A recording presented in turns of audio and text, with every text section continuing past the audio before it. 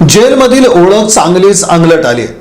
जेलमधून बाहेर पडल्यानंतर आरोपींनी एकाच तब्बल 3 लाखाचा गंडा घालून पोबारा केलाय।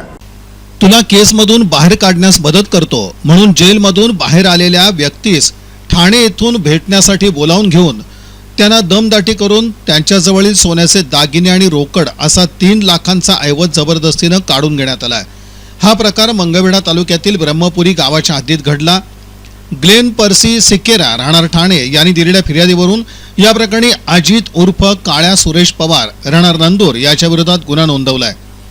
आम्हा दोघांची जेलमध्ये ओळख झाली होती। जेलमधून सुटल्यानंतर त्याने मला केसमधून बाहेर काढण्यासाठी मदत करतो असं सांगून बोलावून घेतलं। मी मैत्रिणीसह तिथं पोहोचलो असता तेथे त्याने साथीदारांच्या मदतीनं आम्हाला दमदाटी करून लुटलं।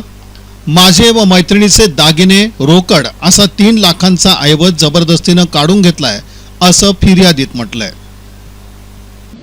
या बातमीपत्राचे प्रमुख प्रायोजक प्लॅटिनम मॉल इंद्रधनु सोलापूर। सोलापुरातील सर्वात प्रतिष्ठित इंद्रधनु सोसायटीचा नवीन भव्य कमर्शियल प्रोजेक्ट आता रेल्वे स्टेशनच्या अगदी शेजारी शहराच्या मध्यवर्ती ठिकाणी।